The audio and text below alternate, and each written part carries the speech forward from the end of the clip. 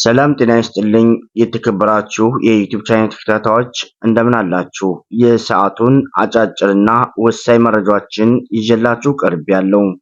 የዩቲዩብ ቻናሌን ሰብስክራይብ አድርጋችሁ የደወል ምልክቷን ብትነኩም ፈጣንና ወቅታዊ መረጃዎች ቀጥታ ይደርሷችኋል። አሁን ወደ መረጃው አለፍ። የካቲት 10 ቀን 2018 የብልጽግና ፓርቲ ለሰባተኛ ጠቅላላ ምርጫ የስንዴ ነዶ ወካይ ምልክቴ ነው ብሎ በሀገር አቀፍ ደረጃ ማስታወቁ የሚታወስ ነው። ዛሬ ደግሞ በአማራ ክልል የብልጽግና ፓርቲ ቅርንጫፍ ጽህፈት ቤት የማኑፌስ እና የምርጫ ምልክቱ ይፋ የማድረግ ክልል አቀፍ መድረክም በባህር ዳር ከተማ እያካሄደ ይገኛል። በመድረኩ ላይም ርዕሰ መስተዳድር አረጋ ከበደ፣ አፈ ጉባኤም ፈንቱ ተስፋው፣ ምክትል ርዕሰ መስተዳድር አብዱ ሁሴን፣ በአማራ ክልል የብልጽግና ፓርቲ ቅርንጫፍ ጽህፈት ቤት ኃላፊ ይርጋው ሲሳይና ሌሎችም ከፍተኛ መሪዎች ተገኝተውበታል። በሌላ ዜና በአማራ ክልል የከበሩ ማዕድናትን ጨምሮ የተለያዩ ማዕድናት ይገኛሉ ሲል የአማራ ክልል ፕሬዝዳንት አስታውቋል። የተለያዩ ማዕድናትና አይነትና መጠኑ ቢለያይም በክልሉ አካባቢዎች ማዕድናት እንደሚገኙም ተናግሯል። የዋግ ኽምራ ብሔራዊ አስተዳደርና የአዊ ብሔራዊ አስተዳደር ደግሞ የማዕድን ሀብት ከሚገኙባቸው የክልሉ አካባቢዎች መካከል ናቸው ሲልም አብራርቷል። በእነዚህ አካባቢዎች ከቅርብ ዓመታት ወዲህም በተደረጉ የማዕድን አሰሳ ጥናቶች በርካታ ማዕድናት እንደሚገኙም ተረጋግጧል። የዋግ ኽምራ ብሔረሰብ አስተዳደር የማዕድን ሀብት ልማት መምሪያ ኃላፊ አበባው መኮንን በብሔረሰብ አስተዳደሩ 21 ማዕድናት መኖራቸውንም በጥናት መረጋገጡንም ተናግረዋል። ከአዲስ አበባ ዩኒቨርሲቲና ከማዕድን ሚኒስቴር ጋር በተለይም የብረት ማዕድን ላይም የአሰሳ ጥናት መካሄዱን አንስቷል። የማዕድኑን መጠንም ለመለየትም ጥረት ይደረገ መሆኑን ተናግሯል። በብሔረሰብ አስተዳደሩ 2 ባለሀብቶች የግራናይት ማዕድን ለማምረትም አንድ ባለሀብት ደግሞ ሲልካ ሳንድ ለማምረት ፍቃድ ተሰጥቷቸው ወደ ስራ ለመግባት ዝግጁ እያደረጉ መሆኑንም ጠቅሷል። በብረት ማዕድን ፍቃድ ለማውጣት የተንቀሳቀሱ የሚገኙ ባለሀብቶች መኖራቸውም ጠቁመዋል።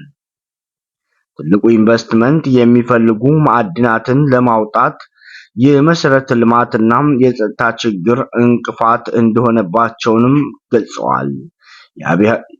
የአዊ ብሔረሰብ አስተዳደር የማዕድን ሀብት ልማት መምሪያ ኃላፊ ታየች ዘለቀም በብሔረሰብ አስተዳደሩ የማዕድን አሰሳ ጥናት ላይም በሰፊው ተሰርቷልም ብለዋል።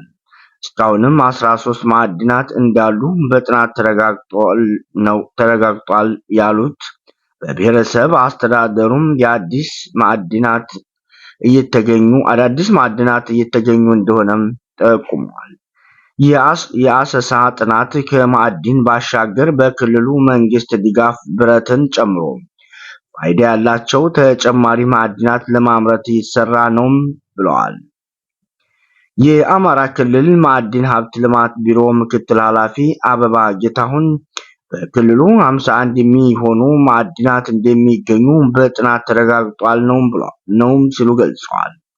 በ2018 በጀት ዓመትም እስከ ሁለተኛ ሩብ ዓመት ድረስ የተለያዩ ማዕድናት በጥናት እየተለዩ ነው ብለዋል።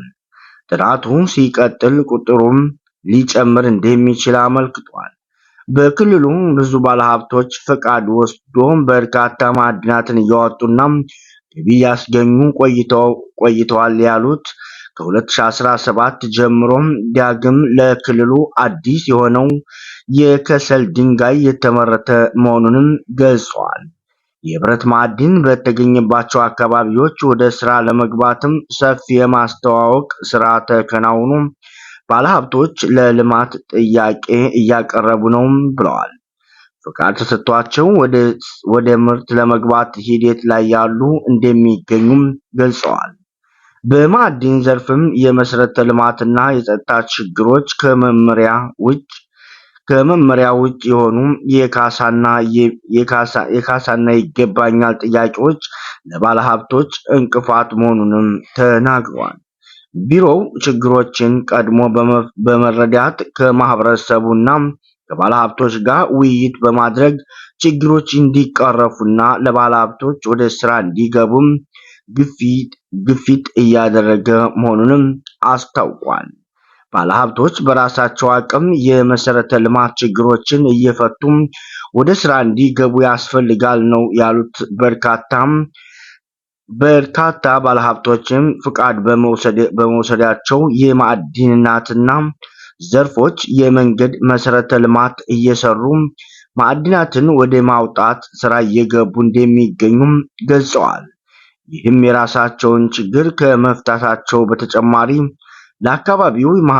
ለአካባቢው ማህበረሰብም ድርብ ጠቀሜታ ያለው መሆኑንም የሚያበረታታ ነው ብለዋል።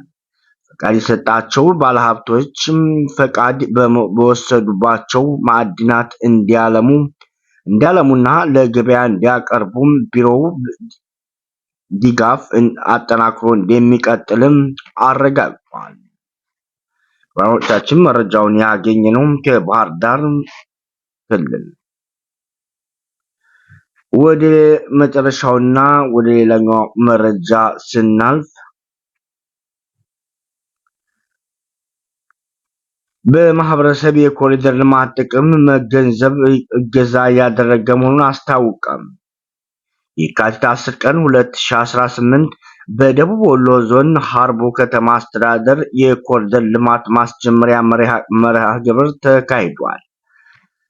ኒኮ ያነጋገራቸው የከተማዋ ነዋሪዎች ከዚህ ቀደም የነበረው የአካባቢው ትራፊክ ፍሰት የተጨናነቀና ለነዋሪዎች ምቹ እንዳልነበረ አስተውለው የኮሪደር ልማት መሰረቱ ችግሩን ያቃላልም ሲሉ አብራርተዋል። የሀርቡ ከተማ አስተዳደር ከንቲባ መሐመድ ሹመት ዛሬ የተጀመረው የኮሪደር ልማት መጪው ታህሳስ ወር 2019 ሰርቶ ለማጠናቀቅ በእቅድ ተይዟል ነው ያሉት። በመንግስትና በማህበረሰቡ ተሳትፎ 134 ሚሊዮን ብር በጀት መያዙንም ጠቁሟል።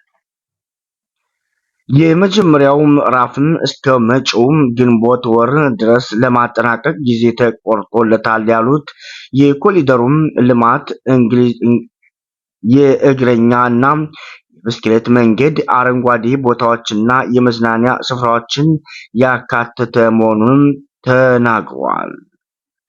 በደቡብ ወሎ ዞን ዋና አስተዳዳሪ አሊ መኮንን በዞኑ 4 ከተሞች የኮሪደር ልማት ስራው በጥሩ ሁኔታ እየተከናወነ መሆኑንም አንስተዋል። በከተማውም ሆነ በገጠር ኮሪደር ልማት ማህበረሰቡ ኮንቴነር እና ቤቶችን ያለ ካሳ ክፍያ ከማፍረስ ጀምሮ ባለሀብቶች፣ ነጋዴዎችና ሌሎች የማህበረሰብ ክፍሎች የገንዘብና የጉልበት አስተዋጽኦ እያበረከቱ መሆናቸውንም ገልጿል። በሀርቡ ከተማ የሚሰራው የኮሪደር ልማት በአጭር ጊዜና በፍጥነት ተሰርቶ እንዲጠናቀቅ በትኩረት እንደሚሰራም አብራርቷል። የኮሪደር ልማቱ በከተሞች ብቻ የተወሰነ አይደለም ያሉት ዋና አስተዳዳሪው በወረዳዎች ላይ የገጠር ሽግግር የሚል እቅድ ተይዞ የገጠር ኮሪደር ልማት ለመጀመር ዝግጅት መጀመሩንም ጠቁመዋል። ኮሪደር ልማትም ከተሞችን ውብ፣ ጽዱና ለነዋሪዎች ምቾትን ከመፍጠር ባሻገር ኢኮኖሚ በማነቃቃት ኢንቨስትመንትን በሀሳብና በመሳብና የስራ ዕቅድ በመፍጠርም የላቀ አበርክቶ እንዳለውም ተናግረዋል። ፕሮግራሞቻችን ለዛሬው ያዝንላችሁ መረጃ እስካሁን ይመስል ነበር። የዩቲዩብ ቻናላችንን ሰብስክራይብ ማድረግ ቤተሰብ እንዲትሆኑ እያልን በዙ ተሰናበት። በሌላ መረጃ እስከምንገናኝ መልካም ቆይታ